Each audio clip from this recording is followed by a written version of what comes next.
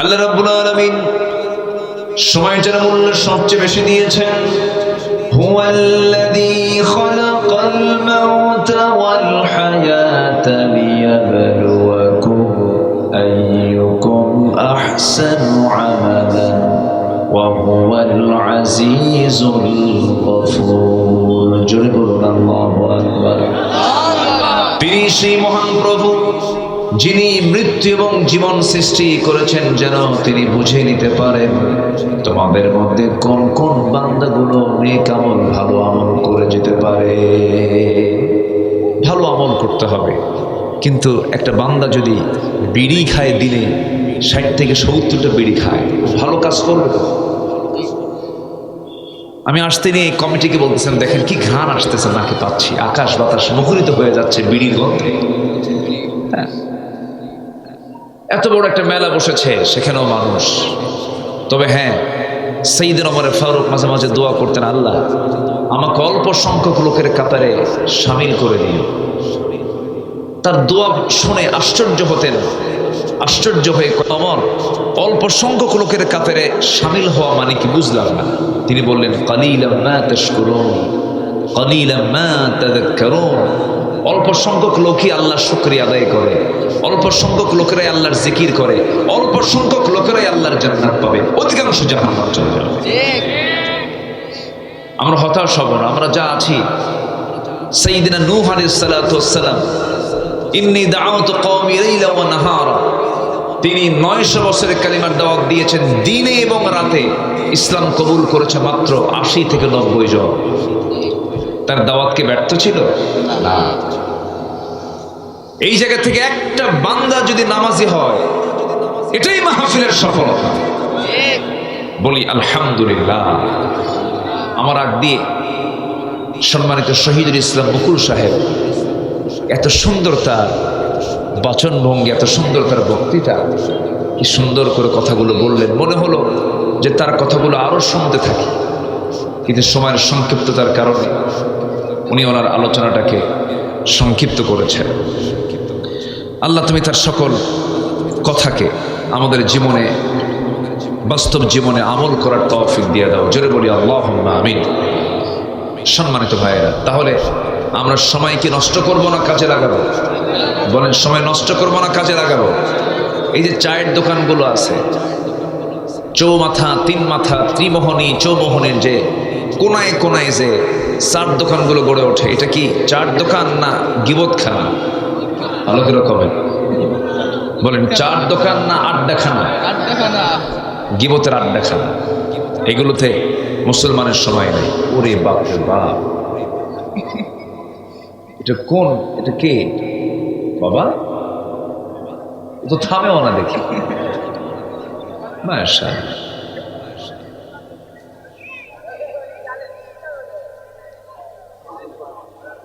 জি, জাহান্নাম কয়টা বলেন? বলেন জাহান্নাম কয়টা? এই জেলার নাম কি বলেন? বলেন, আবার বলেন। জাহান্নাম সংখ্যা কয়টা আর জেলার নাম কি? সাতক্ষীরা।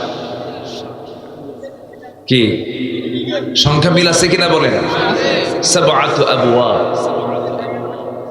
জাহান্নামের দরজা, জাহান্নাম হবে হলো, জাহান্নাম হচ্ছে 7টা। এই 7 জাহান্নাম থেকে সাতক্ষীরাবাসীকে অবশ্যই বাঁচতে হবে। রাজি আছেন তো সবাই? ইনশাআল্লাহ। আল্লাহ তাআলা বান্দাকে জান্নাত দেবেন বলে মাঝে মাঝে বিভিন্ন জায়গায় বিভিন্ন ভাবে কথা বলেছে। যেরকম এক জায়গায় বলছে, আল্লাহ রাব্বুল আলামিন বলেন, হাল আদুল্লুকুম আলা তিজারাতিন তুনজিকুম মিন আযাবিন আলীম তুমিনুনা বিল্লাহি ওয়া রাসূলিহি ওয়া তুজাহিদুনা ফি সাবিলিল্লাহ وتجاهدون في سبيل الله بأموالكم وأنفسكم ذلكم خير لكم إن كنتم تعلمون। জোরে বলুন আল্লাহু আকবার। ও সাতক্ষীরাবাসী, ও ইমানদারেরা, জাহান্নাম থেকে তুমি কি নাজাত পেতে চাও? হাল আদুল্লুকুম আলা তিজারাতিন তুনজিকুম মিন আযাবিন আলীম, যে কাজগুলো করলে তুমি জাহান্নাম থেকে তুমি মুক্ত হয়ে জান্নাত পেয়ে যাবে।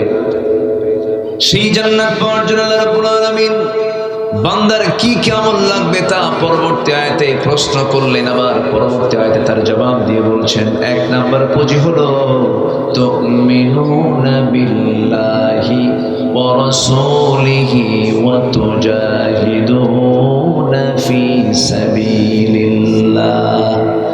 নাম্বার 1 হলো ঈমান আনতে হবে আল্লাহর প্রতি, নবীর প্রতি ভালো করে ঈমান আনো।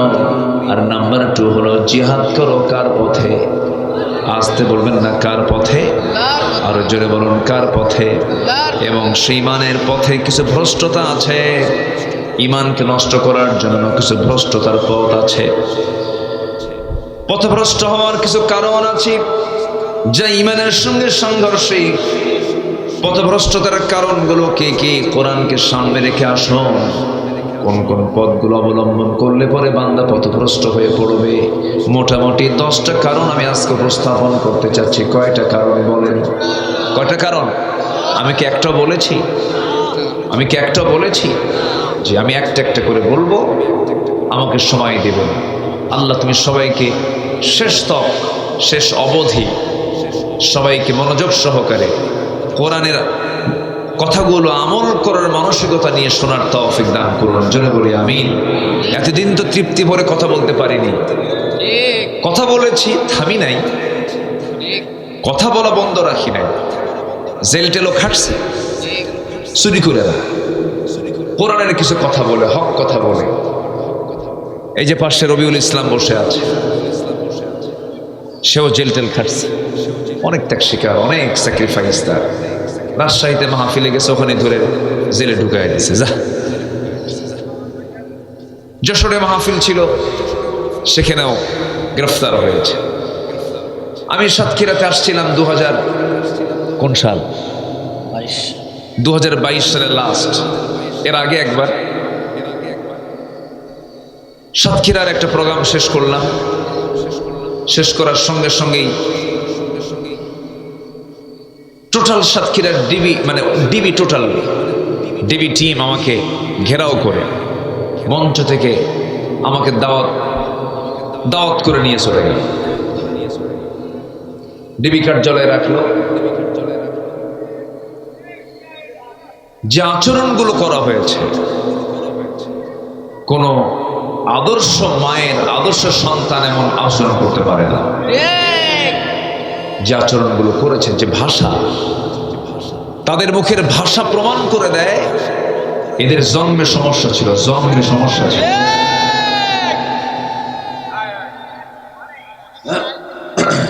এটা কি? ড্রোন। জি, পাখির চোখে আমাকে আপনাকে দেখাচ্ছে। পাখি কেমন করে দেখে, সে ওড়ে আমাদেরকে দেখাচ্ছে, যেন আলোচনাটার সৌন্দর্য, যেন ডিসপ্লে যেন ভালো হয়। ভালো সাউন্ড ছাড়া হয় না, সাউন্ড ছাড়া,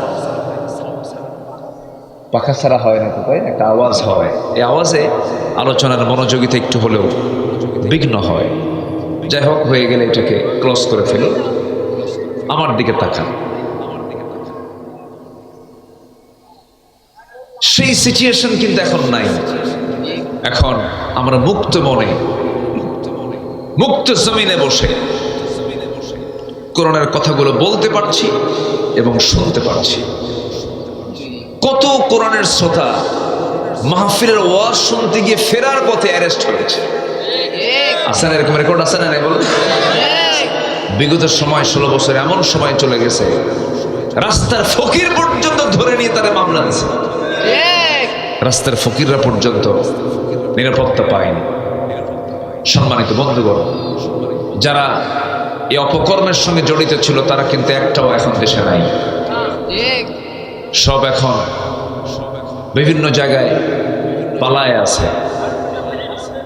যিনি মূল, যিনি প্রধান, তিনি তো মাঝে মাঝেই বলতেন, এটা আমার দেশ, আমার বাপ স্বাধীন করছে। বলতেন এরকম বলতেন?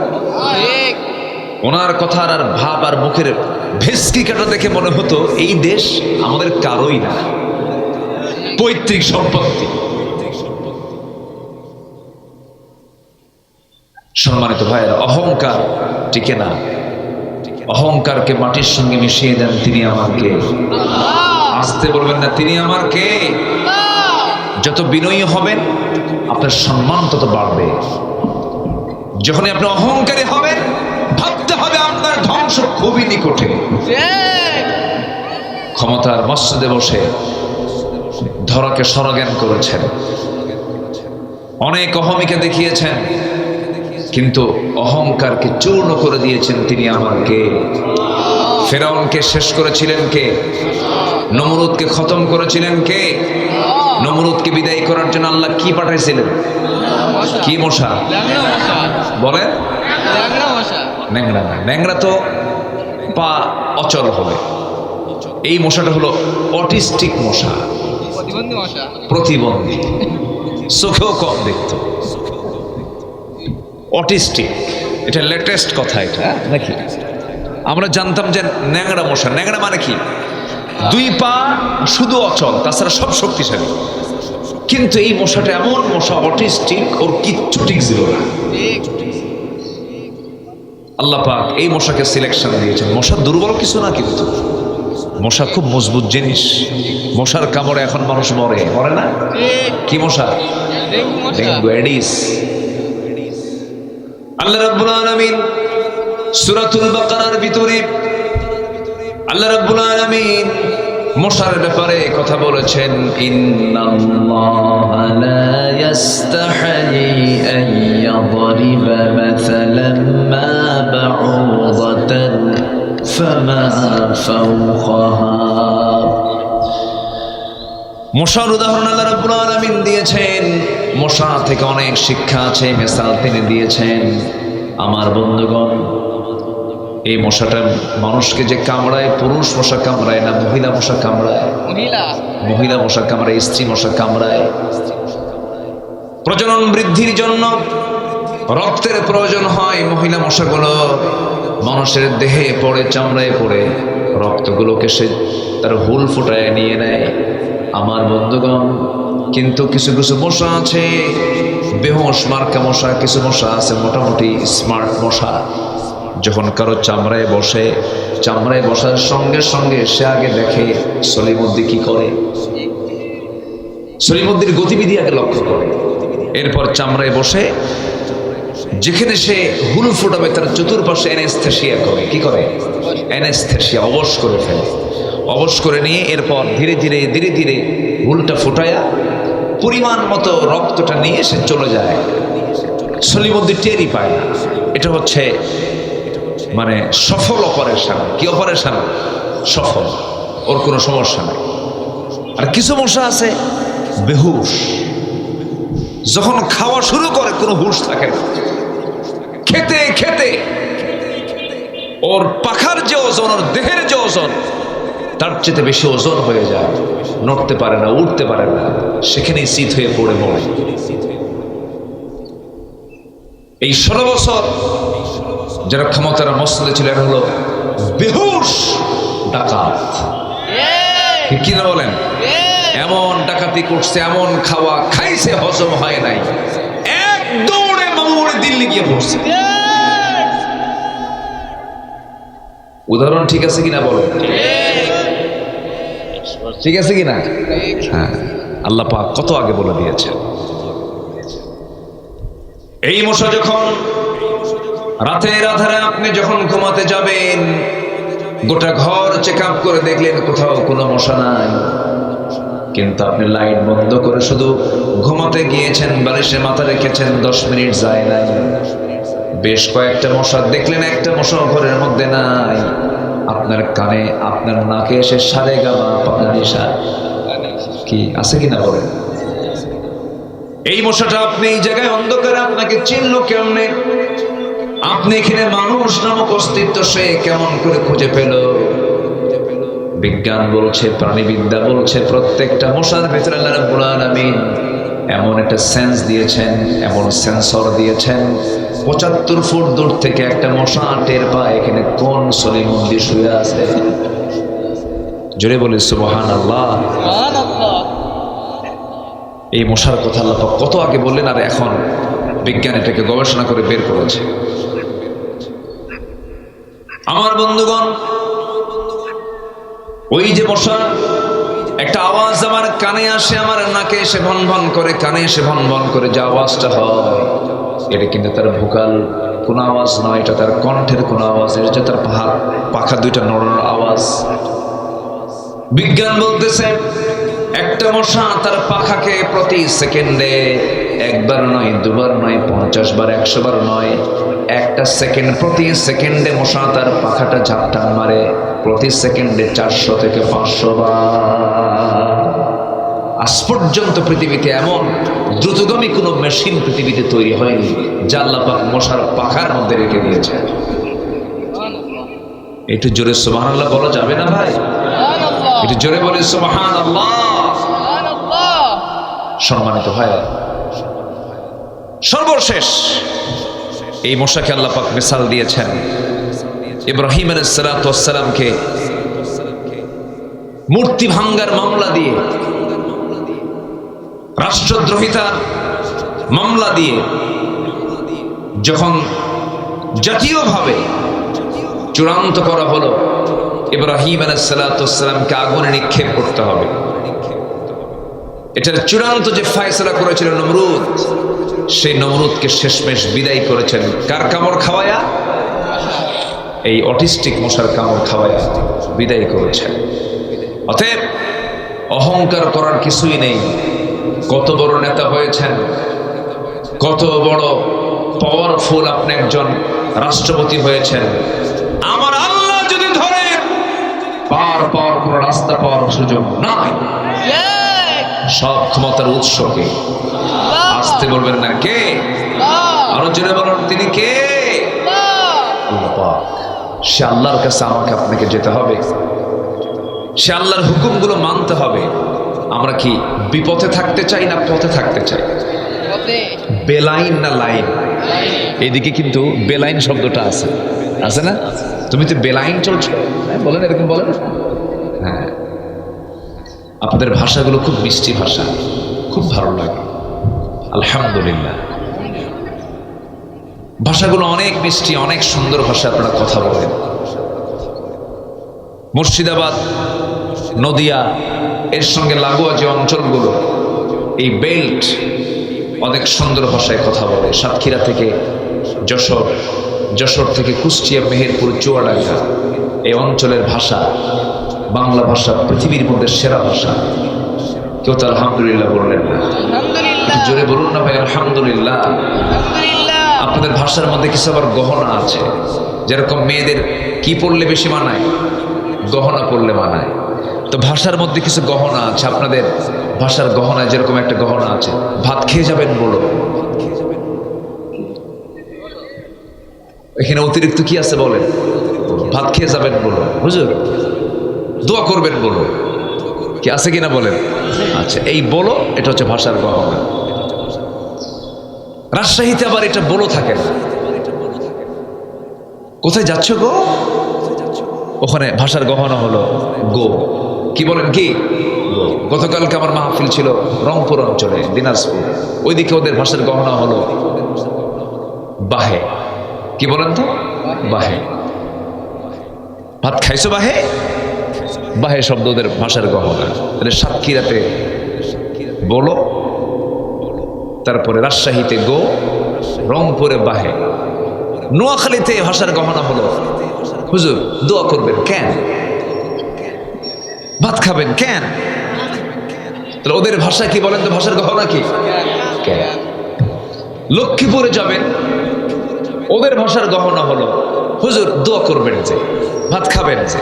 যাচ্ছেন কোথায়? যে যে লক্ষ্মীপুরে যে, সাতক্ষীরাতে বলো, নোয়াখালীতে কেন, রাজশাহীতে গো, রংপুরে কি বাহে।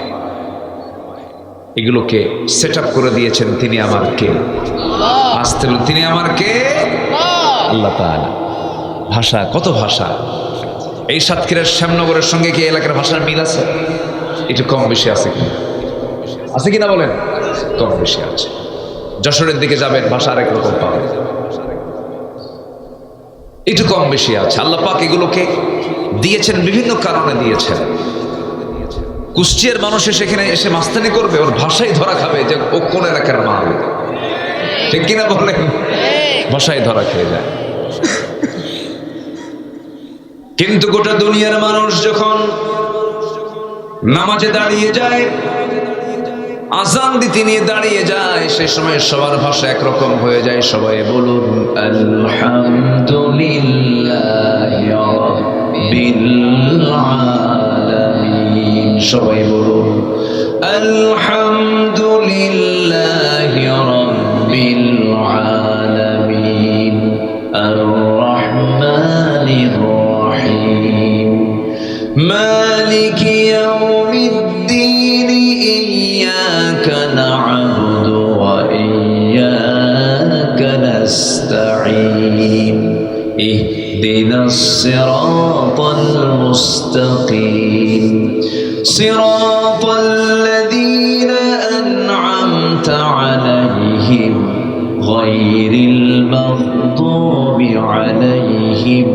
ওয়ালাদ-দাল্লিন। জোরে বলেন, আরো জোরে বলুন আমিন। মক্কার ইমাম কোন সূরা দিয়ে শুরু করে? বলেন বলেন বলেন। ঢাকার ইমাম কোন সূরা দিয়ে পড়ে? সাতক্ষীরার ইমাম কোন সূরা দিয়ে পড়ে? ভারতের ইমাম কোন সূরা দিয়ে পড়ে? সূরাতুল ফাতিহা পড়ে। গোটা পৃথিবীর মুয়াজ্জিন একই আযান দেয়। দেশের হাজি গেছে হজ করতে মক্কায়, কোথাও বাংলা পায় না, সব জায়গায় শুধু আরবি আরবি, কিছুই বোঝে না। 1.5 মাস মক্কা মদিনা ঘুরে দেশে ফিরছে। ফেরার পরে বন্ধু যখন জিজ্ঞাসা করেছে, বন্ধু হজ কেমন করলা বলো? বন্ধু এমন দেশে গেছিলাম, বাজারের সমস্যা, মার্কেটিং এর সমস্যা, কোথাও নিজের মন মতো করে কথা বলতে পারি না, সব জায়গায় শুধু আরবি চলে, শুধু 2টা জায়গায় বাংলা পাইছি। মুয়াজ্জিন যখন আযান দিল, ইমাম যখন সূরা ফাতিহা কইল। কি কথা কি বুঝতেছে না? তাহলে কি জাতীয় করে দিয়েছেন আল্লাহ পাক। গোটা পৃথিবীর মানুষ কোরআন দিয়ে, কি বলেন, গোটা পৃথিবীর মানুষ কোরআন দিয়ে 2 না 1? বলেন 2 না 1? মতনৈক্য না মতৈক্য? মতৈক্যে চলে আসছে। সবই তো ঠিক ছিল, শুধু একটু গর্জে ওঠা দরকার ছিল, একটু গর্জে ওঠা দরকার। 71-এ জেগেছিল আমার বাপ দাদারা, দেশকে স্বাধীন করেছেন। 24-এ জেগেছিল আমার সন্তানেরা, ফ্যাসিস্টকে উৎখাত করেছে। আর একবার জাগতে হবে কোরআনকে তার রাষ্ট্রীয় পর্যায়ে পৌঁছে দেবার জন্য। আর একবার রক্ত ঝরাতে হবে বুকের তাজা প্রাণ। সবাইকে রাজি আছো মুসলমান? রাজি আছো কারা কারা? হাত উঁচু করে দেখাও মুসলমান। কেউ তো স্লোগান দেন না।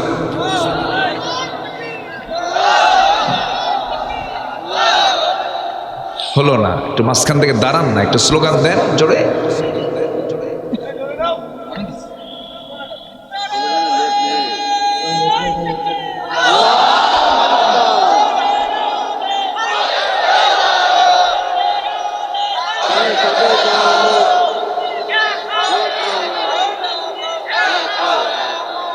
আল্লাহ কবুল করুন, জোরে বলি আমিন। আরো জোরে আমিন, আরো জোরে আমিন। সম্মানিত ভাইরা, আমরা কি লাইনে থাকতে চাই না বেলাইনে থাকতে চাই? জান্নাত কি বেলাইনে না লাইনে? লাইনের আরবি হলো সিরাত। লাইনের আরবি কি বলেন? সিরাতুল মুস্তাকিম, ইহদিনাস সিরাতাল মুস্তাকিম। আল্লাহর কাছে আমরা সঠিক পথটার জন্য আল্লাহর কাছে চাই, আল্লাহ আমাদের সঠিক পথ দেখায় দাও। সেই সঠিক পথ থেকে আমাকে বেলাইনে অন্য পথে নিয়ে যাওয়ার জন্য প্রাণান্তকর যে চেষ্টা চালায়, তার নাম কি বলেন? তার নাম কি? ইবলিস। কি নাম বলেন?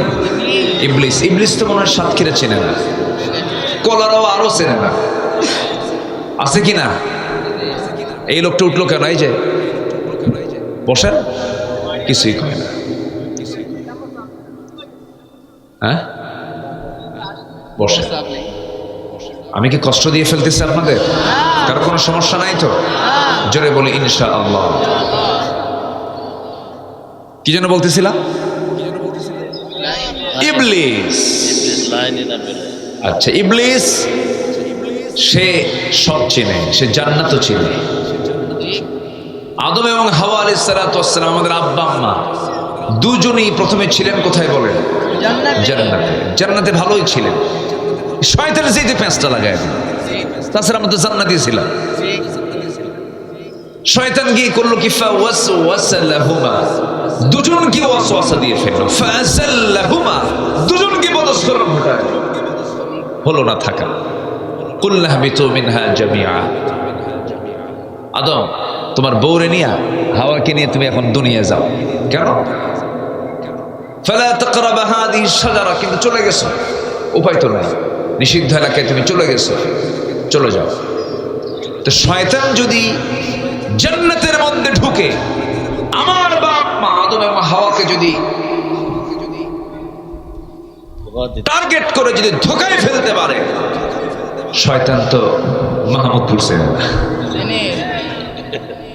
করলো চেনে না, নাকি চেনে? কি চেনে না? আছে, কিন্তু বসে আছে।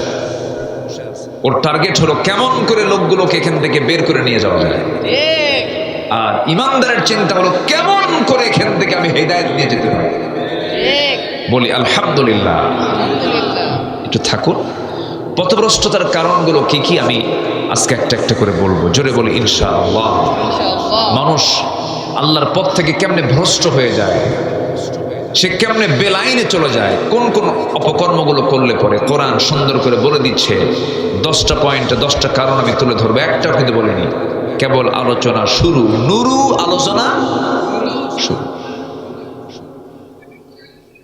ঠিক আছে না? জি, আল্লাহ রাব্বুল আলামিন বলেন, যেখান থেকে আমি তেলাওয়াত দিয়ে শুরু করেছি, কোরআনটা আমি খুললাম, প্রথমে পেয়ে গেলাম আল্লাহর পরিচয়। সূরা ফাতিহা পড়লাম, এটা দোয়া। সূরা ফাতিহা পড়ার পরে মুত্তাকির পরিচয় পাওয়া যায়, হুদাল্লিল মুত্তাকিন আল্লাযীনা, মুত্তাকিদের পরিচয়। এরপরে মুত্তাকির পরিচয় শেষ হলে মুনাফিকদের পরিচয় আল্লাহ রাব্বুল আলামিন শুরু করেছেন।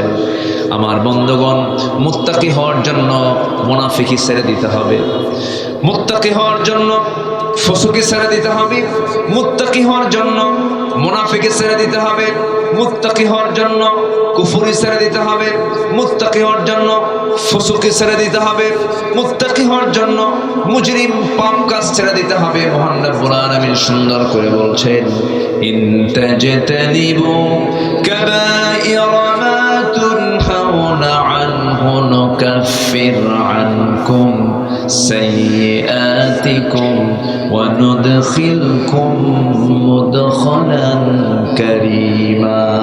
জোরে বলুন আল্লাহু আকবার। বান্দা, তুমি যদি বড় বড় কবিরা গুনাহগুলো ছেড়ে দাও, ছোট ছোট গুনার দিকে আমি আল্লাহ তাকাবই না।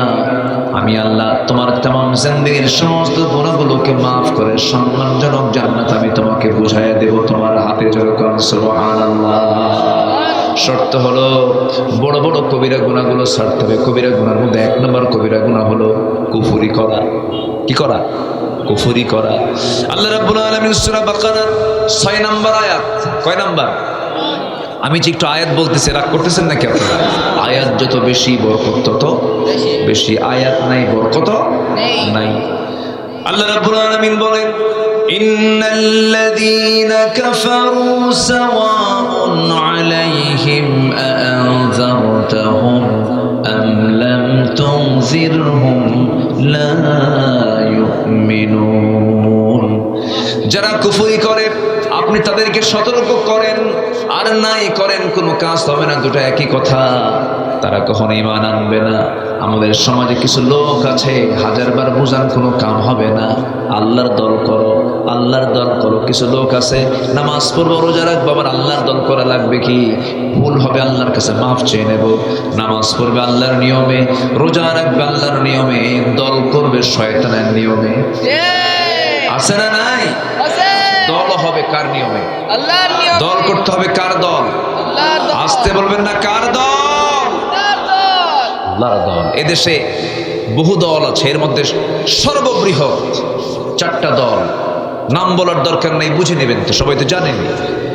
এদেশে অনেকগুলো দলের ভিতরে বৃহত্তম 4টা দল আছে, জনসমর্থন যাদের মোটামুটি আছে।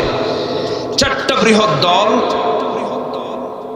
এই 4টা বৃহৎ দলের মধ্যে আবার কিছু ইসলামী দল আছে, আবার কিছু আছে অন-ইসলামী দল। আছে না নাই বলেন তো? আছে।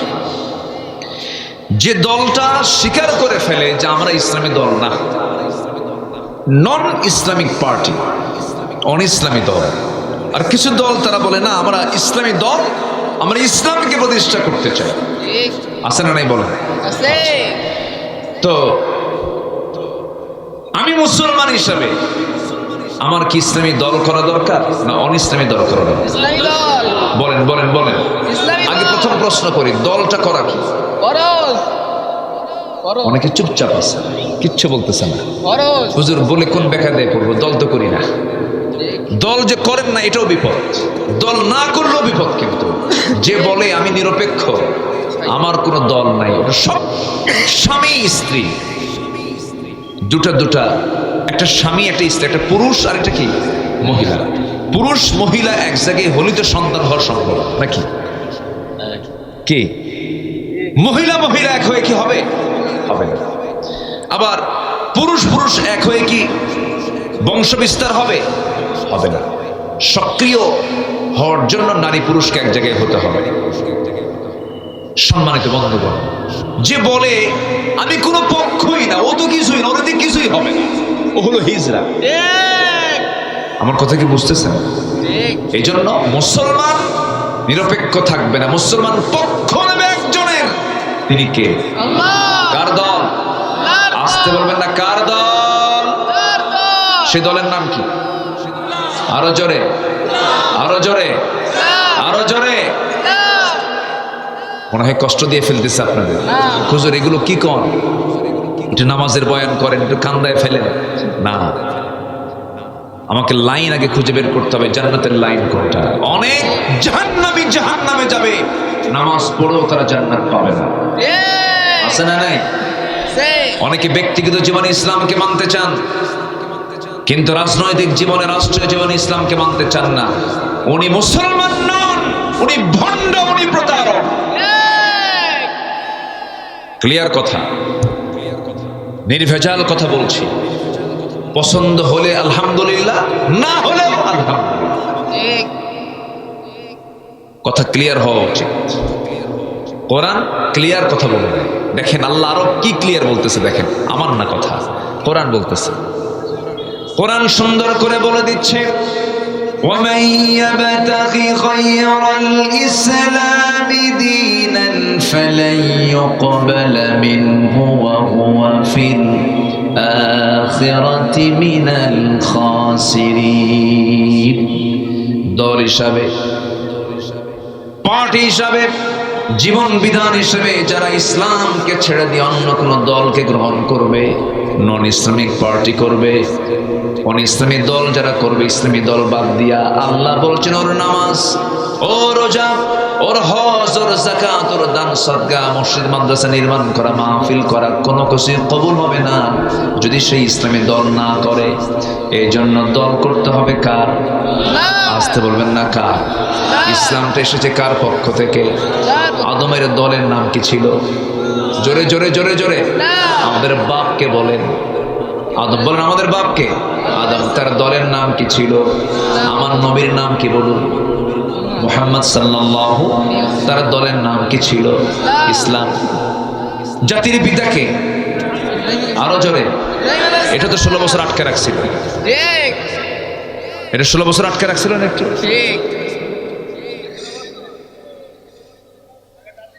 এই 16 বছর আটকে রাখছিল। শোনেন, ওঠেন কেন? এই যে না, এই যে ভাই আসছে আবার, মাশাআল্লাহ, আলহামদুলিল্লাহ, মাশাআল্লাহ। ওনার আসলে নিম্নচাপ ছিল। জি বসেন, এইটা আমার দিকে তাকান। তাহলে এই জাতির পিতা 16 বছরের জন্য একটু ছিনতাই করার চেষ্টা করেছিল। আমাদের জাতির পিতা দুজন না একজন? তার নাম কি? আরো জোরে। আরো জোরে বলেন। হ্যাঁ, ভুল যেন আর না হয়। জাতির পিতা হওয়ার জন্য জোর করে জাতির পিতা চাপিয়ে দেওয়া যাবে না। জাতির পিতা ইলেকশনে নয়, জাতির পিতা আল্লাহ পাক দিয়েছেন, আল্লাহ নিজে নির্বাচন করে দিয়েছেন, নিজে নির্ধারণ করে দিয়েছেন, মিল্লাতে আবিকুম ইব্রাহিম। এমনি জাতির পিতা হননি, পরীক্ষা দিয়েছেন, পাশ করেছেন। এমন কোন সাইড নেই যে আমরা দাঁড়িয়ে রাখি সুন্নতে ইব্রাহিম। কিছু কিছু সুন্নাহ আছে যেটা সাইয়েদনা ইব্রাহিম আলাইহিস সালাম থেকে আসছে। খাতনা করি, খাতনা, এটাকে এলাকায় কি বলে? দেখছেন, এটা খাতনা মানে ওটা করলে মুসলমান হয়ে গেছে নাকি? মুসলমানই নাকি? কি নাম হয়? মুসলমানই বলে, কিন্তু না, এই মুসলমান ছাড়াও খাতনা করার বহু গ্রুপ আছে গোটা দুনিয়াতে, আছে না নাই? আছে। এটা অতিরিক্ত অংশ, এটাকে কেটে ফেলে দেয়, এরকম বহু আছে, কিন্তু তারা মুসলমান না। ওটা কাটলেই, খাতনা করলে যে মুসলমান হয়ে গেল তা কিন্তু না। মুসলমান হওয়ার জন্য খাতনা শর্ত না, ঈমান শর্ত? কি শর্ত বলেন? ঈমান শর্ত। ইব্রাহিম আলাইহিস সালামের বয়স যখন 80 বছর হলো, কত বছর বলেন? 80 বছর। 80 বছরে কি ইয়াং না বুড়া মানুষ? বুড়া মানুষ। ওই সময় তার একটা কাজ বাদ ছিল, বলা হলো, ইব্রাহিম, তোমার এই খাতনা করা বাদ আছে, তোমাকে খাতনা করতে হবে, তাই না? কত বছর বলেন? কত বছর বলেন? 80 বছর। আমার বন্ধুগণ, আল্লাহ পাক তাকে জাতির পিতা হিসেবে সিলেকশন দিয়েছেন, এই জন্য তাকে দিয়ে অনেক কিছু কাজ করিয়ে নিয়েছেন। যখন 80 বছর পূর্ণ হলো, তাকে বলা হলো, ইব্রাহিম, তোমাকে খাতনা করতে হবে। তিনি বলছেন, আমি কেমন করে খাতনা করব? কে আমার খাতনা করে দেবে? আল্লাহ বলছেন, এই বুড়ো বয়সে তোমার লুঙ্গি খুলবে কে? তোমার সতর কে দেখবে? অতএব তোমার খাতনা তোমাকে করতে হবে। বলুন তো ভাই, এই কাজটাকে সহজ না কঠিন? ছোট যখন ছিলাম, যখন শুনছি যে আসতেছে যে কাটে, ওটার নাম কি? হাজাম। শুনছি শুধু আসতেছে, এই দিক দিয়ে আসে, ওই দিক দিয়ে পিছনে মারে দৌ, বাপ মা টেনে ধরে না, আবার হাত পা আটকে আমার বাইন দিয়া এরপরে সাইজ করে মুসলমান হও। এই যে খাতনার পদ্ধতি, এটা চালু করেছেন কোন নবী দিয়ে? বলেন, বলেন কোন নবী দিয়ে? ইব্রাহিম আলাইহিস সালাম। জাতির পিতা হওয়ার জন্য কত কি আল্লাহ পাক তাকে দিয়ে করেছেন। অনেক পরীক্ষা করা হয়েছে, প্রত্যেকটা পরীক্ষায় তিনি ফেল না পাস করেছেন। আমি খুবই আনন্দিত, আপনারা একটা লোক নড়েননি মাহফিল থেকে, সবাই পিনপতন হয়ে বসে আছেন। বলি আলহামদুলিল্লাহ। পথভ্রষ্টতার কারণ হলো 10টা। কয়টা বলেন তো? 1 নম্বর বলেছি কুফরি করা। কি করা বলেন? কুফরি করা। আরো আছে কয়টা? 9টা। আমরা সুন্দর করে শুনবো, বসে বসে শুনবো। মা বোন মাহফিলে আসছেন, আল্লাহ তুমি মা বোনদের অংশগ্রহণকে কবুল করো, বেশি করে মার্কেটিং করার তৌফিক দাও। সবাই হাসে, মার্কেটে যায় না, একজন কিছু সুবহানাল্লাহ, একজন কিছু সুবহানাল্লাহ। আচ্ছা, সত্যি করে বলেন তো, মার্কেটে এখন পুরুষ বেশি না মহিলা বেশি? বলেন। মেয়েরা সব মার্কেটে ঢুকছে, আর পুরুষরা সব হাতে চুড়ি দিয়ে বসে আছে। যাও, গো টু মার্কেট। হ্যাঁ হ্যাঁ, না গেলে পছন্দ হয় না। স্বামীকে এক ধমক দিয়ে ক্যাদ করে থুয়ে দেয়। তুমি কি মার্কেট বুঝো কিছু? তুমি তো সংসারে আগুন ধরায় দিছো, মার্কেট বুঝো তুমি? এক ধমকে বাড়িতে ক্যাদ করে রেখে বলে, বাচ্চা তুমিই দেখো, বাচ্চার বয়স 1.5 বছর, তুমি দুধ খাও। ফিডার একখানা হাতের মধ্যে দিয়া ঢং ঢং করে মাথার চুল আঁচড়ানো, চুল ছেড়ে দিয়া, মাথায় কাপড় নাই, ওড়না নাই, 3 পিস পরে, হাই হিল লাগাইয়া, পাশে একখান ভ্যানিটি, একখান ব্যাগ নিয়া, ঠোঁটে লাল লিপস্টিক লাগাইয়া, কপালে একখান টিপ লাগাইয়া, আশকারা মাস্কারা, যুবকের তো কাম সারা, একটা ঝাঁঝালো সেন্ট লাগায়া চললো মার্কেট। কলারোয়ার মার্কেটে ঢুকে পড়লো। কাপড় কিনতে হবে, একদম শাড়ির দোকানের সামনে গিয়ে বসে ঠ্যাঙের পরে ঠ্যাং তুলে দিয়ে দোকানদারকে লক্ষ্য করে বলে, ভাইয়া একটা শাড়ি দেখানো যাবে কি? দোকানদারও কম না। দোকানদার সঙ্গে সঙ্গে একখান শাড়ি বের করে নিজের দেহের সঙ্গে লটকায় দিয়ে বলে, আপা এই শাড়ি কিন্তু আপনাকে দারুণ মানাবে, ওটা আরেক বদমাইশ। আছে না নাই? এই নোংরামি ইমানদার করতে পারে না, এই পর্দাহীনতা ইমানদারের নারী করতে পারে না। আমার মা, আপনার কথারও পর্দা আছে, দেহ তো দূরেই থাকে, আপনার কথার যে সৌন্দর্য এটাও পর পুরুষকে দেখানো যাবে। আসতে বলেন, দেখানো যাবে। وقل قولا معروفا فيطمع الذين في قلبه مرض, যাদের অন্তরে রোগ আছে কথা শুনলেও ওর মধ্যে ইশক জাগে। এটা ভাবতে হবে, ঠিক আছে না? যখন কোনো পুরুষ আপনাকে বলবে আপনার কথা তো খুব সুন্দর, তখন ভাবতে হবে আপনার কথার বিকৃতি আনতে হবে, আপনার কথার সৌন্দর্য রক্ষা করা যাবে না। যত সুন্দর করে কথা বলবে নারী, কার সাথে? পুরুষের সাথে, পর পুরুষের সাথে। কার সাথে? স্বামীর সাথে। বিয়ে করছো? বিয়ে করি, লোক বুঝবে কি?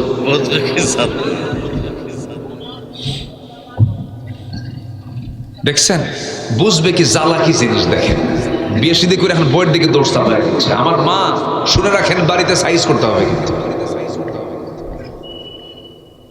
স্বামী স্ত্রীর যদি ইসলাম থাকে, স্বামী স্ত্রীর মধ্যে, আল্লাহর কসম করে বলি, যে স্বামী স্ত্রীর মধ্যে ইসলাম থাকবে, ওই স্বামী স্ত্রীর দাম্পত্যময় জীবন হবে জান্নাতের টুকরা। বলি আলহামদুলিল্লাহ, জোরে বলি আলহামদুলিল্লাহ। ইমান টিকে রাখবেন, ইসলাম রাখবেন, সব কাজে বরকত দিয়ে ভরপুর করে দিবেন। তিনি আমার কে? আল্লাহ পাক।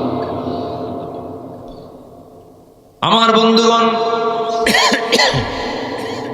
পথভ্রষ্টতার দিকে যাওয়া যাবে না, কুফরির দিকে যাওয়া যাবে না। ইমানের সঙ্গে এটা সাংঘর্ষিক।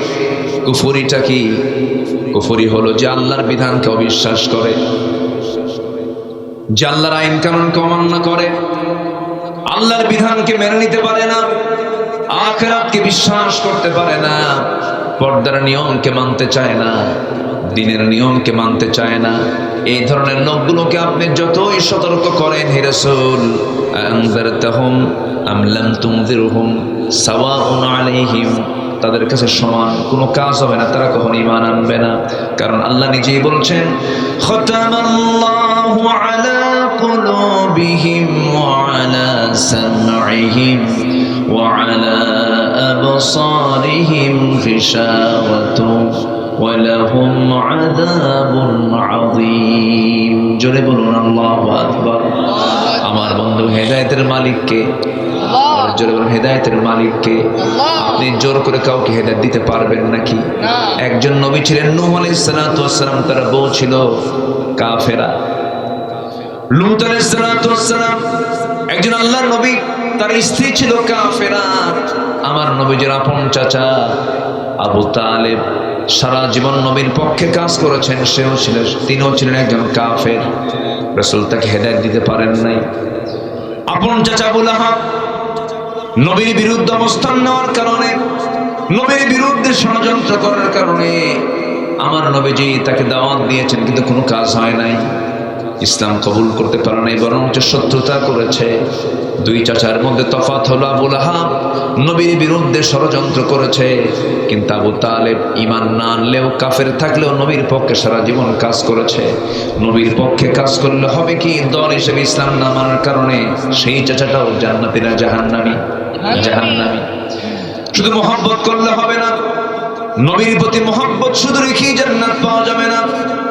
খাদিজার ভূমিকা আসতে হবে, তালিবের ভূমিকায় গেলে জান্নাত পাওয়া যাবে না। খাদিজার ভূমিকা আসতে হবে। আম্মাজান খাদিজা মহব্বত করেছেন, আনুগত্য করেছেন। আর আবু তালেব নবীকে মহব্বত করতে পারলেও তিনি আনুগত্য করতে পারেন না। হেদায়েত কার হাতে? আসতে বলবেন না, কার হাতে? আমার নবীজি যখন দেখতে পাচ্ছেন আপন চাচা আবু তালেব দুনিয়া থেকে বিদায় নিচ্ছেন, তার বাল্য জীবনের কথা মনে হয়ে গেল। জন্মের পূর্বেই বাপ দুনিয়া থেকে বিদায় নিয়েছেন, জন্মের পর 5 বছরে তার মা দুনিয়া থেকে বিদায় নিয়েছেন, জন্মের 8 বছরে তার দাদা দুনিয়া থেকে বিদায় নিয়েছেন। সেই 8 বছর থেকে শুরু করে নিয়ে নবুয়ত পর্যন্ত, নবুয়ত পরবর্তী একটা সময়, নির্দিষ্ট সময় পর্যন্ত যে রাসূলকে ডানে বামে সামনে পেছনে জেল খেটে পর্যন্ত রাসূলকে মহব্বত করে তাকে কাছে টেনেছেন, তার নাম হলো আবু তালেব।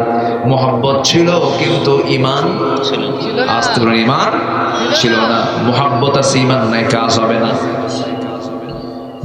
ঈমানটা থাকতে হবে তার সবার আগে। কিন্তু আপনি তো হেদায়েত দিতে পারবেন না। হেদায়েতের চাবি কার হাতে? আসতে বলবেন না কার হাতে? আমার নবীর হাতে যদি হেদায়েতের চাবি থাকতো, রাসূল তাকে কালেমা পড়ায় দিতে পারতেন, হেদায়েত দিতে পারতেন। আমার নবী তাকে জোরাজুরি কখনো করেন নাই, কারণ আবু তালেব সচেতন মানুষ ছিলেন। তিনি জানতেন মুহাম্মদ আল্লাহর নবী। নিজের দুটো ছেলে জাফর এবং সাইয়েদনা আলী রাদিয়াল্লাহু আনহুমা দুজনকে ডাক দিয়ে বলছেন, আলী, জাফর, তোমরা দুইজনই আমার ভাতিজার কাছে চলে যাও, মুহাম্মাদের দ্বীন গ্রহণ করে না। আল্লাহু আকবার বলেন। দাওয়াত দিত, বলেও দিতেন, যা আমার জাফর মুহাম্মাদের কাছে যা, আলী মুহাম্মাদের কাছে যা, কালেমা পড়। আলী তুমি দাঁড়িয়েছো মুহাম্মাদের বাম পাশে, জাফর তুমি মুহাম্মাদের ডান পাশে দাঁড়িয়ে নামাজ পড়ো। আল্লাহ, এক আশ্চর্য। আবু জেহেল খেপে যায়, রেগে যায়। আবু তালেব সামনে দাঁড়িয়ে বলে, আবু জেহেল, আমার ভাতিজা মুহাম্মাদের একটা পশমের ক্ষতি হলে আমি আবু তালেব ছাড় দেব। এত কিছু করার পর আবু তালেব জান্নাতি না জাহান্নামী? জাহান্নামী। কি নাই? বলেন কি নাই? এই যে সবচেয়ে বড় পুঁজি আমাদের, কি বলে জোরে বলেন, আমাদের সবচেয়ে বড় পুঁজি কি? কুফর না ঈমান?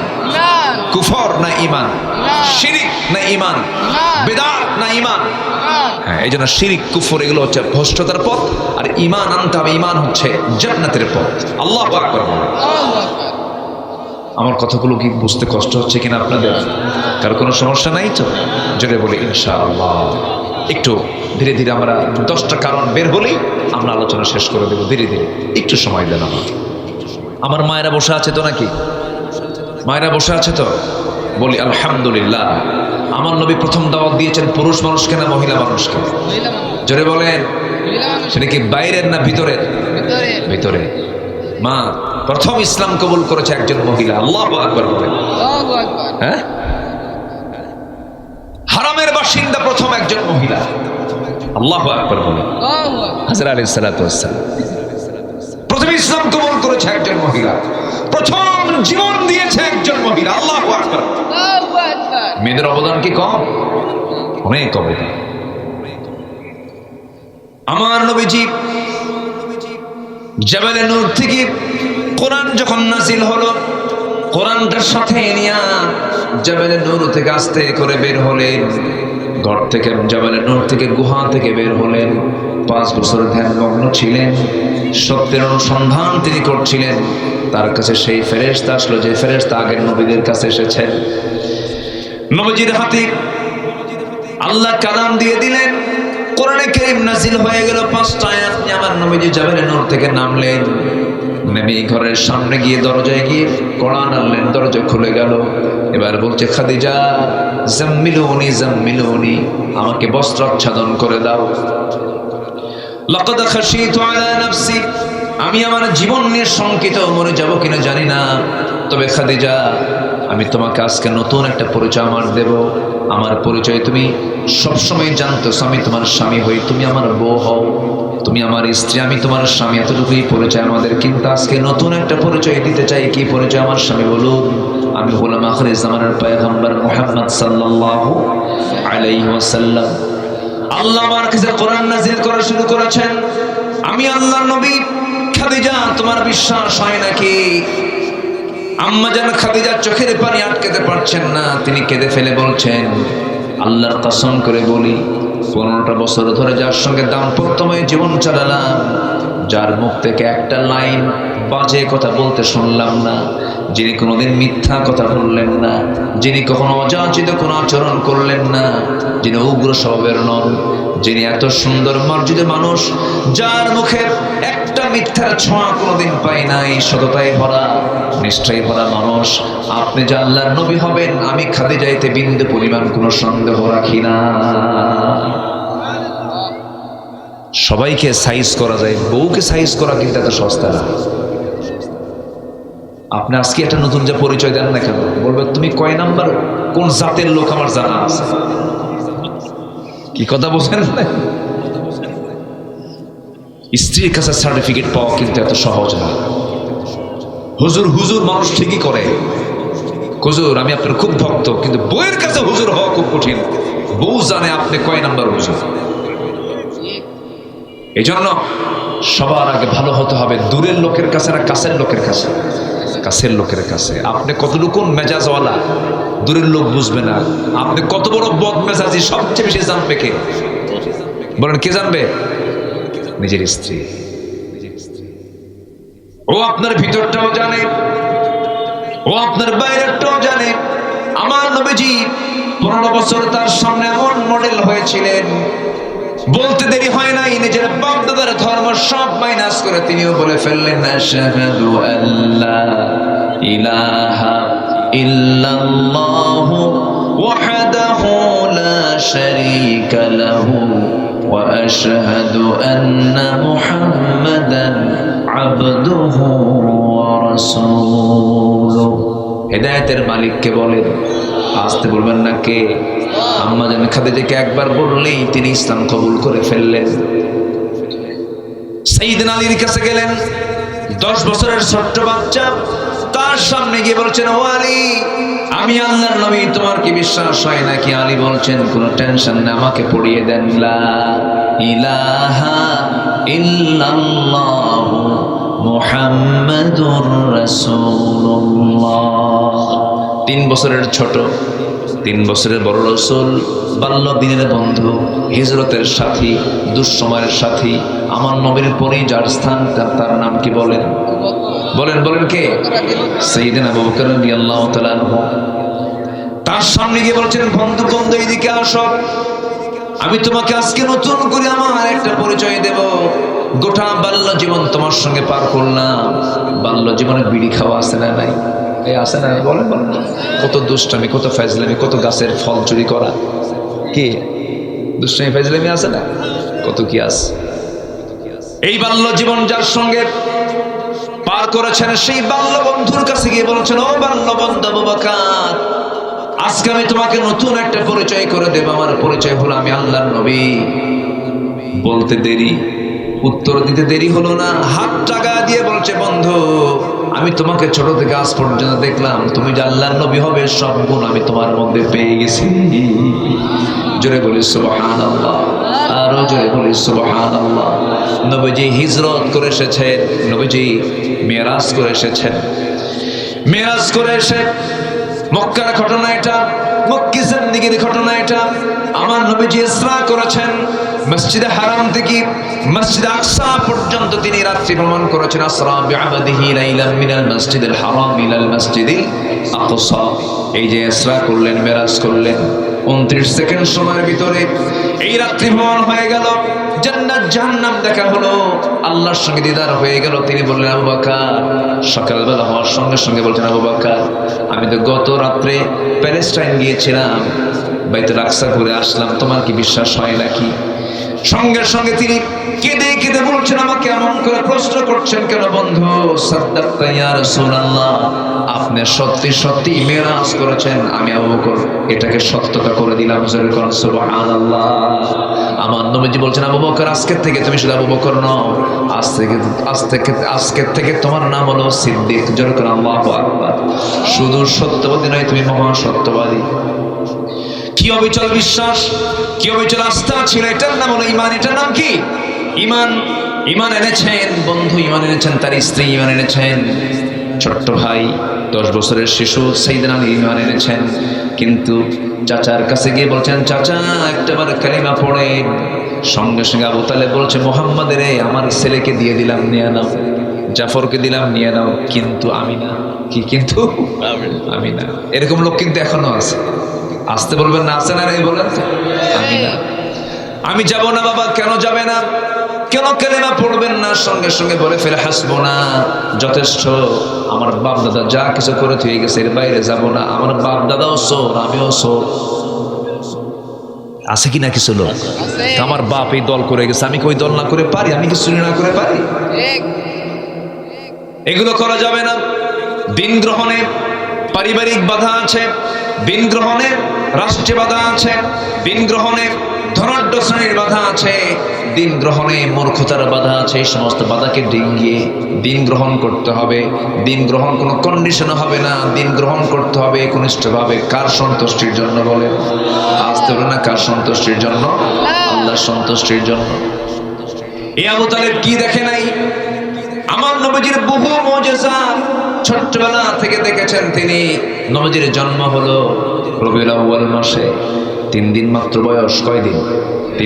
3 দিন মাত্র বয়স। 3টা রাত চলে গেছে, তৃতীয়তম রাত্রিবেলা আবু তালেব রাসূলকে দেখার জন্য তাদের বাড়ির মধ্যে ঢুকলেন। পাশাপাশি বাড়ি তো। এই আবু তালেব রাসূলকে কি পরিমাণ মহব্বত করতেন! নিজের সন্তানকে অন্য বিছানায় রেখে রাসূলকে বুকের মধ্যে জড়িয়ে রেখে ঘুমাতেন। আরে আমার মুহাম্মদের বাপ নাই মা নাই, বুকের মধ্যে জড়িয়ে রেখে ঘুমাতেন। চলে গেছেন ব্যবসা বাণিজ্য করার জন্য সিরিয়ায়, সঙ্গে করে নিয়ে চলে গেছেন। মাঝপথে একজন পরিচয় করে দিয়েছে আল্লাহর নবী হবে, দেরি করলেন না, সেখান থেকে আবার নিয়ে চলে আসলেন। কি দেখেন না আবু তালেব, আমার এই লোকটার ব্যাপারে খুব আমার কাছে কেমন যেন আফসোস লাগে, আমার কাছে কষ্ট হয়। হেদায়েতের মালিককে বলে আবু তালেব কি করেন নাই? রাসূলের মাথা থেকে পা পর্যন্ত ধুয়ে দিয়েছেন, গোসল করিয়ে দিয়েছেন, সান্ত্বনা দিয়েছেন। নবীজি বিয়ের প্রস্তাব পেয়েছেন, সোজা চাচার গিয়ে গিয়ে বলেছেন, চাচা বিয়ের প্রস্তাব আসছে, কি করবো? আপনি যা বলবেন তাই হবে। আবু তালেব বলছেন, ভাতিজারে তুই আমাকে সম্মান করিস, ভক্তি করিস। আমার জানা মতে এই মক্কা নগরে খালিদের কন্যা খাদিজার চাইতে পুত পবিত্র নারী আর একটাও নাই, তুমি বিয়ে করে নিতে পারো। চাচার কথাই তিনি বিয়ে করে নিয়েছেন, ভাষা তার কাছ থেকে শিখছেন। সে আবু তালেব রাসূলকে একদিন বলেছেন, ভাতিজা মুহাম্মদ দেখতে পেলাম তোমার জন্মের মাত্র 3 দিন পর তৃতীয়তম রাত্রিতে আমি তোমার ঘরের মধ্যে ঢুকলাম, তোমাদের বাড়ির মধ্যে ঢুকলাম, ঢুকে দেখি তোমার মা কান্না করে, তোমার মার চোখে পানি, কিন্তু তোমার মা একটা বারের জন্য তোমাকে কোলে নেয় না, 3 দিন যাবত কোলে নেয় না ভালো করে। তোমার মা তোমাকে দূরে রেখে শুধু কান্নাকাটি করে।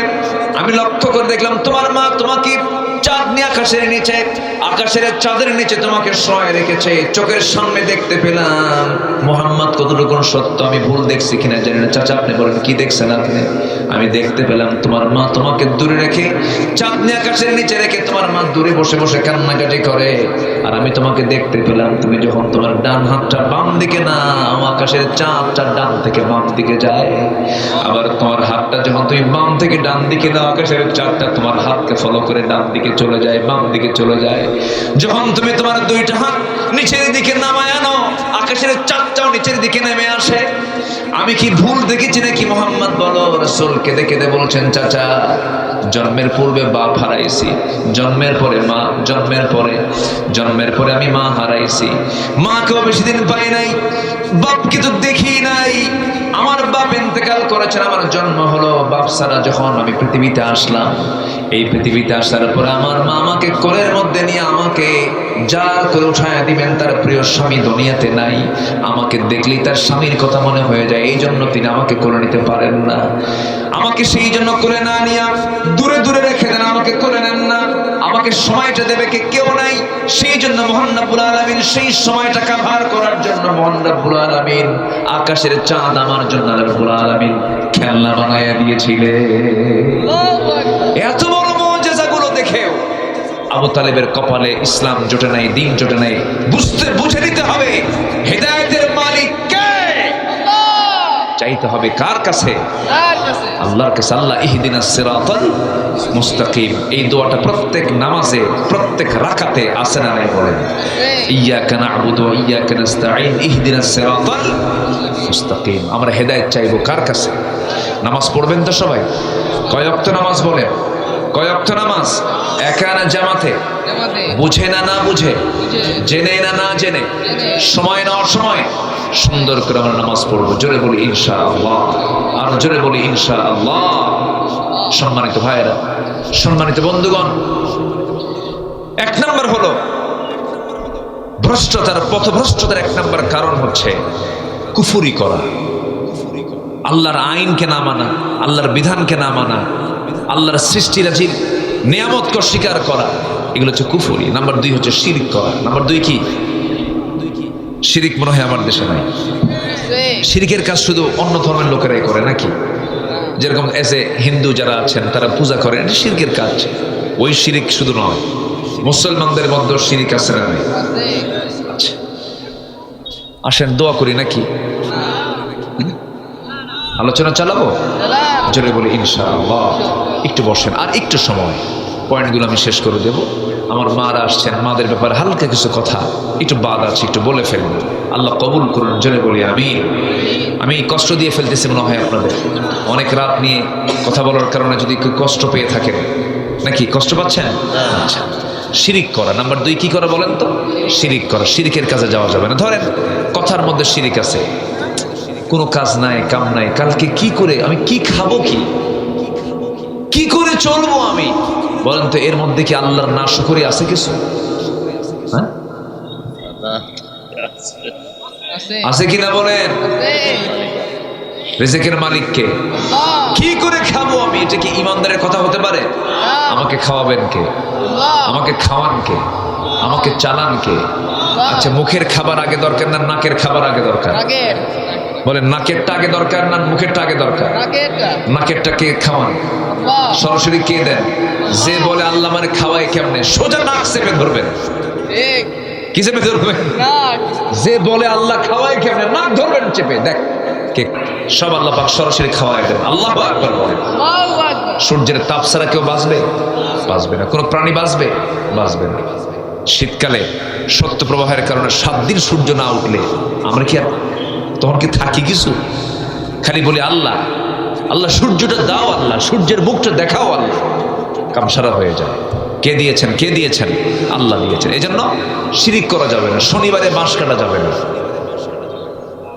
সকালবেলা বাকি দেওয়া যাবে না, মঙ্গলবারে বিয়া হওয়া যাবে না, বৃষ্টির দিন বিয়ে করলে সারা জীবন তার চোখের পানি ফুরাবে। এই আছে কিনা বলেন? এগুলো শব্দগত চিন্তাগত শিরক। এই সমস্ত শিরকের কাজে আমরা জড়াবো না, জোরে বলি ইনশাআল্লাহ। দল করে যাবো কার? যারা আল্লাহর দল ছাড়া অন্য কোনো দল করবে, এটা শিরকের কাজ। এটা কিসের কাজ বলেন? শিরকের কাজ। এটাও করা যাবে না। নাম্বার 3 হলো দুনিয়ার প্রতি অত্যাধিক মোহ, দুনিয়াকে বেশি প্রাধান্য দেওয়া। এটাও পথভ্রষ্টতার কারণ। দুনিয়ার নাজ নিয়ামতে মত্ত হয়ে আখিরাতকে ভুলে যাওয়া। তখন সেই বান্দার দ্বারা দিনকে রাত হতে পারে, রাতকে দিন হতে পারে, হারামকে হালাল বানাতে পারে, ওলট পালট হয়ে যাবে তার। এই জন্য দুনিয়ার প্রতি অত্যাধিক মোহ, সীমা ছাড়া কোনো মোহ রাখা যাবে না। বিয়ে করো ভালো কথা, তোমার বউয়ের সঙ্গে তুমি সম্পর্ক গড়ো, তাও কোনো সমস্যা নেই, কিন্তু নিজের বউ না পরের বউ। আসতে কয়েক নিজের বউ না পরের বউ। নিজের বউটার মোহটা এটা আপনার জন্য যায়, যেটা আপনার জন্য সবের কারণ, কিন্তু পরের বউয়ের প্রতি যে লোভটা কাজ করে, এটা কি বৈধ না অবৈধ? অত্যাধিক হয়ে গেল। এটা কি হয়ে গেল? বেশি বেশি হয়ে গেল, গুনার কাজ হয়ে গেল, ধ্বংস। দুনিয়ার প্রতি এত বেশি মোহ রাখা যাবে না। হ্যাঁ, আপনার কামাই করা দরকার। মিন আইনা ইকতাসাবাহু, কোন জায়গা থেকে কামাই করলে, কোথায় ব্যয় করলে, এটাকে চিন্তা করে চালাও। এই কামাই তোমাকে জান্নাতে নিয়ে যাবে। কিন্তু তুমি জনগণের সমস্ত সম্পদগুলো লোপাট করে সুইস ব্যাংকে টাকা জমা করবে, বিশ্বের বিভিন্ন জায়গায় টাকাগুলো পাচার করবে, এটা তোমার জন্য অত্যাধিক মোহ। এটা তোমার দুনিয়াও ধ্বংস করে দেবে, আখিরাতও ধ্বংস করে দেবে, পথভ্রষ্ট হয়ে যাবে তুমি।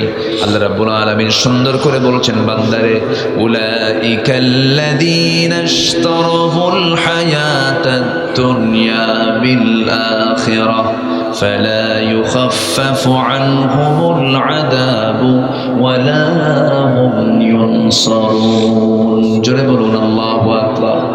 সূরাতুল বাকারা আয়াত নম্বর ৮৬ আল্লাহ রাব্বুল আলামিন বলেন, যারা দুনিয়াকে বেশি প্রাধান্য দেবে তাদের শাস্তির কোনো কমতি হবে না এবং তাদের কোনো সাহায্যকারীও থাকবে না। নাম্বার 4 হলো শয়তানের যারা প্ররোচনা অনুসরণ করবে, শয়তানের যারা পদঙ্ক অনুসরণ করবে, শয়তানের কাজগুলোকে ভালো লাগবে, যাত্রা ভালো লাগে, মাহফিলও ভালো লাগে, এরকম কিছু ডাবল স্ট্যান্ডার্ড চরিত্রহীন লম্পট আমার দেশে আছে না নাই? আসতে বলবেন না, আছে না নাই? বল আমি তো জনগণের এমপি, তো আমাকে সব জায়গায় যেতে হয়, যাত্রাতেও যেতে হবে, মাহফিলেও যেতে হবে। ওটা হচ্ছে বদমাইশ নাম্বার 1। এই জাতীয় নেতৃত্বের মুখে আমরা জুতা মারি, জুতা মারি, জুতা মারি। ওর ধারে পাশে আমরা আর যাবো না। বহু দেখা শেষ করেছে। আগামীর দেশ আমরা দেখতে চাই আদর্শ নেতৃত্বের দেশ, কোরআনের দেশ ইসলামের দেশ।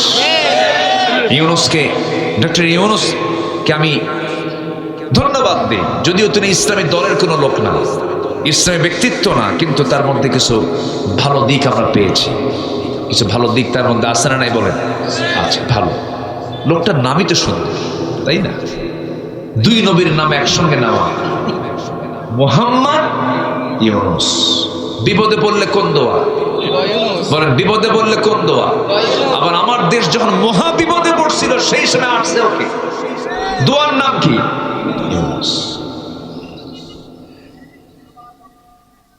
আমি আমার বুদ্ধি বয়সে যতগুলো বসন্ত আমি পার করেছি আমার জীবনের, আমি আমার বুদ্ধি বয়সে আমি কখনো দেখি নাই আমার দেশের রমজান মাসে রোজাদাররা খাদ্য সামগ্রীর দাম কমাইছে। দেখি এমন রোজা রাখছে, রোজার বরকতের দাম ডাবল, ঠিক আছে না? কিন্তু দাম কমছে কোন বছর? এই দোয়া ইউনুসের বছর। কি ঠিক আছে না? পেঁয়াজের দাম একদম 40 টাকা হাতের ভিতরে, সাধ্যের মধ্যে দাম ছিল না। মানুষ তৃপ্তি মতো রমজান মাসের জিনিসপত্রগুলো কিনেছে, রোজা রেখেছে। রমজান মাসে জিনিসপত্রের দাম কমানো ভালো। এই রমজান মাসে সমস্ত খাদ্য সামগ্রী একদম স্বাভাবিক ছিল। গতকালকে দিনাজপুরে আমার মাহফিল ছিল, দেখি যে আলু বিক্রি করতেছে, ওই এলাকাতে আলু হয়, আলুর কেজি মাত্র 9 টাকা। কয় টাকা কেজি? 7 টাকা, 9 টাকা কেজি হলো দিনাজপুরে, যে কালকে দেখে আসলাম। তো এই যে একটা খাদ্য সামগ্রী, মানুষের আয় এবং ব্যয়ের যে লেভেল একটু হলেও সমতা হয়েছে। কেন জানেন? ইসলাম না মানলেও কিছু কিছু মানুষ আছে, দেখবেন কিছু হিন্দু আছে মিথ্যে কথা হয় না, আছে কিনা বলেন? আছে না? আছে না? আপনি যদি জুলুম না করেন, আপনি যদি কারোর প্রতি যদি জুলুমের বোঝা না চাপায় দেন, আল্লাহ পাক একটা কাফেরকে দিয়েও রাষ্ট্র ভালোভাবে চালাতে পারে। জুলুম করা যাবে না। দীর্ঘ 16 বছর আমরা কি নিরাপদে ছিলাম না জুলুমে ছিলাম? নিরাপদে না জুলুমে? এই মাহফিল যদি ওই প্রেক্ষাপট থাকতে হতো, হলেও ডানে বামে কিরামন কাতিবিন বসে থাকতো, আর মাঝে মাঝে হুমকি দিত, থানায় ফোন দিয়ে বলতো বক্তার গতিবিধি ভালো না, তাড়াতাড়ি ফোর্স পড়ায় দেয়। কি কথা কি বুঝতেছেন? এগুলোই বদমাইশ। এখন একটা মহল চাচ্ছে তাড়াতাড়ি নির্বাচন হয়ে যাক। আমাদের দাবি হচ্ছে প্রতিটি হত্যার বিচার বাংলার মাটিতে আগে হতে হবে, ঠিক কিনা বলেন? এই প্রেক্ষাপটে যাদের রক্ত ঝরেছে সেই রক্তের সঙ্গে বেঈমানি আমরা করতে পারবো না। সস্তা সস্তা ক্ষমতা পেতে চাও না, আমরা এটা হতে দেব না। চাঁদাবাজি শেষ হয়নি, চাঁদাবাজি এখনো আছে। চাঁদাবাজদের চিহ্নিত করতে হবে, অসৎ নেতৃত্বের মুখে থুতু দিতে হবে, বাতিল নেতৃত্বের মুখে থুতু দিতে হবে। আগামীর সরকার আমরা দেখতে চাই নামাজের সরকার, কোরআনের সরকার, ইসলামের সরকার। আমরা সব দেখা শেষ করেছি, এখন আমরা দেখবো এখন ইসলামের দেশ। আল্লাহ কবুল করুন, জোরে বলে আমিন, আরো জোরে আমিন। কষ্ট দিয়ে ফেললাম, কষ্ট দিয়ে ফেলতেছি আমি নাকি? ফজর পড়বেন কারা কারা? হাত তোলার দিকে। ফজর পড়বেন কারা কারা? জোরে বলি আল্লাহ আমাদেরকে ফজর, জোহর, আসর, মাগরিব, ইশা 5 ওয়াক্ত সালাত আদায় করা তৌফিক তুমি আল্লাহ দিয়া দাও। জোরে বলি আমিন, আরো জোরে আমিন, আরো জোরে আমিন। নাম্বার 4 হলো শয়তানের প্ররোচনা অনুসরণ করলে পথভ্রষ্ট হয়ে যাব। শয়তানের বহু ফাঁদ আছে। লটারি ধর, কি বলেন বলেন, কি ধর? শয়তান কি কয়? ধর লটারি। এই যে প্ররোচনা, ক্যাসিনো, ফ্রি ফায়ার, পাবজি। যুবকরা কিন্তু ঠিকই টের পাচ্ছে আমি কোন দিক দিয়ে দিচ্ছি। এই যুবকরা, এই সমস্ত অনলাইন গেমিং এগুলো সব কার ফাঁদ? শয়তানের। কার ফাঁদ? কার ফাঁদ? শয়তানের। এগুলো করা যাবে না। ইন্নাশ শাইতানা লাকুম আদুউন ফাত্তাখিযুহু আদুওয়া। আর শয়তান মানুষকে সত্যতার দিকে ঠেলে দেয়, শয়তান মানুষকে বিপদগামী করে ফেলে। শয়তানের কাজই হলো বান্দাকে কেমন করে পথভ্রষ্ট করে জাহান্নামের লাইনে নিয়ে যায়। এই জন্য ওই সমস্ত কাজে আমরা জড়াবো না, জোরে বলি ইনশাআল্লাহ। কোনো নেশার দিকে আমরা যাবো না, জোরে বলি ইনশাআল্লাহ। নাম্বার 5, আল্লাহর আয়াত বিধিবিধানকে নিয়ে যারা বাক বিতণ্ডা করে, এই আয়াত চলবে না, এই আয়াত এই বর্তমান দুনিয়াতে চলতে পারে, এরকম আছে না? কোনো মতো লোক আছে কিনা বলে? কি আইন চলে? একটা মানুষকে প্রকাশ্যে ধরে সাতক্ষীরার মোড়ে জেনা করেছে বলেই তাকে পাথর মেরে এবং সবার চোখের সামনে তাকে কতল করে শেষ করা হবে, এটা অমানবিক। দেখছেন কি মানবতা, কি মানবতা দেখাচ্ছে। অথচ জেনার ফলে এমন মরণ ব্যাধি হচ্ছে, একটার কারণে হাজার হাজার মানুষের জীবন চলে যাবে। অবৈধ জেনা মানে সেখানে অসুস্থতা, মহামারী, বিভিন্ন রোগ দেখা দিয়ে দেয়। এই জন্য জেনা আছে যেখানে, শাস্তি সেখানে দুর্বল না মজবুত? মজবুত শাস্তি সেখানে নিশ্চিত করতে হবে। আল্লাহর বিধিবিধানকে নিয়ে কখনো বাকবিতণ্ড করা যাবে না। নাম্বার 6, অহংকার বসে আল্লাহর হুকুমকে অমান্য করা। এরকম বহু লোক কিন্তু আছে। অহংকার করেছিল শয়তান। অহংকার কে করেছিল? শয়তান। ওয়াইদ কুলনা লিল মালাইকাতি ইসজুদু লিআদম ফাসাজাদু ইল্লা ইবলিস আবা, অস্বীকার করলো। ওয়াস্তাকবারা, অহংকার করলো। আকাশ এবং জমিনে সর্বপ্রথম যে অপরাধ হয়েছে সেটা হচ্ছে অহংকার। সেটা কি বলেন? অহংকার। সে অহংকারকে চূর্ণ করে দিয়ে দেন সব সময়ের জন্য। তিনি কে? আল্লাহ পাক। আচ্ছা, এরপরে জুলুম।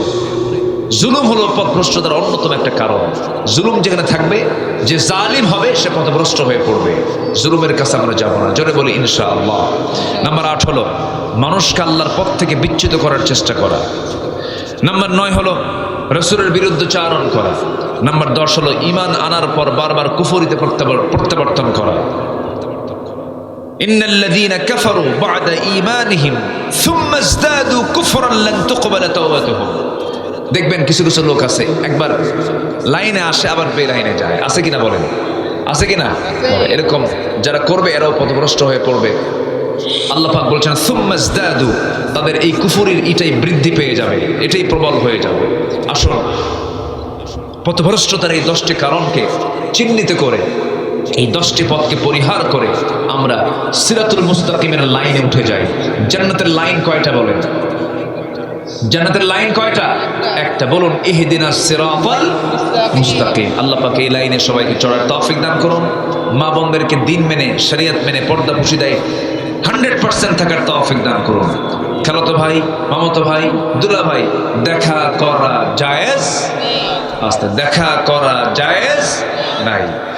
এবং খালাদেরও সতর্ক থাকতে হবে যে বোনের ছেলে আমার বাড়িতে ঘন ঘন আসে কেন, আর সালাম ঘন ঘন দেয় কেন, খালাম আসসালামু আলাইকুম, খালাম মানে খালাতো বোন একটা আছে।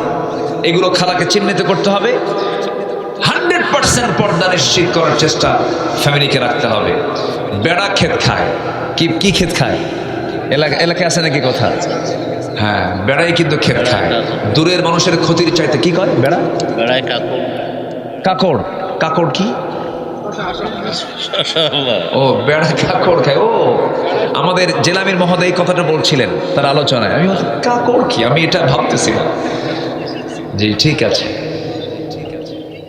এই জন্য এই দুলাভাই ধরেন,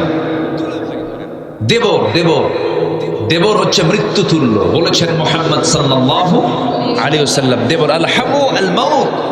দেবরের সঙ্গে দেখা তো করা যাবে না, ধারে বসে যাওয়া যাবে না। এই কথা কি বুঝতেছেন? ভাবি দেবর দেখা করা জায়েজ? অনেকে বলে আমার বড় ভাইয়ের বউ ভাবি আমার মায়ের মতো। দেখছেন কি ফালতু বেচার এগুলো ফালতু কথা, এগুলো কথার কোনো মূল্য নাই। ভাবি যদি মায়ের মতোই হয়, ভাই যদি মরে যায়, বিয়ে করে জায়েজ আছে না নাই? তাহলে মা হয় কেমন? যেটা জায়েজ হয় সেটা কোনদিন মায়ের মতো হয়? কখনোই না। দুলাভাইয়ের হুন্ডায় চড়া যাবে না। কিছু দুলাভাই আছে বউরে তোলে না, খালি হুন্ডায় তোলে শাড়িরে। এরকম আছে কিনা বলেন? ওটা কি ভালো দুলাভাই না বদমাইশ দুলাভাই?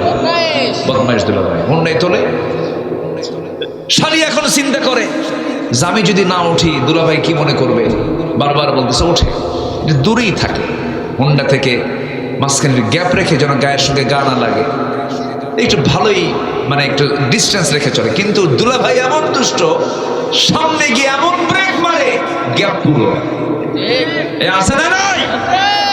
গ্যাপ পূরণ করার কোনো সুযোগ দেওয়া যাবে না। এগুলো খেয়াল রাখতে হবে। আমার মা পর্দা কিন্তু দূরের মানুষের সাথে যতটুকু পর্দা করবেন তার চাইতে বেশি পর্দা করতে হবে নিজ অঙ্গনে। বাইরে বিশাল পর্দা, মনে হচ্ছে রাবিয়া বস্তি আসতেছে, রাবিয়া বস্তি, কিন্তু উপরে ফিটফাট, ভিতরে এটাও এইদিকে আছে কথা, সদরঘাট হওয়া যাবে না। উপরেও ফিটফাট, ভিতরেও ফিটফাট থাকতে হবে। আল্লাহ পাক বাহিরেরটা দেখবেন না, ভিতরেরটা দেখবেন। এই জন্য ভিতরে সদর হওয়া যাবে না, ভিতরেও কি ফিটফাট থাকতে হবে। আল্লাহ পাক মাদেরকে বোঝার তৌফিক দান করুন। জোরে বলি আমিন। অনেক রাত হয়েছে, যতটুকু হয়েছে আমরা বলে ফেলি আলহামদুলিল্লাহ। সবাই নামাজের মতো করে বসি, এবং যেখানে বসে আছেন আমি ভাবতেছি বসে আছেন কেমনে? এ তো মানে মাটিটা হলো কেমন অসমান মাটি, এত শক্ত মাটি, ওরে বাপরে বাপ। আমি যদি হেঁটে আস না, নরম হয়েছে মানে পিছনের জন্য একটা সিল লাগে নাকি? নরম না, আজকে শক্ত না? শক্ত না, অনেক শক্ত।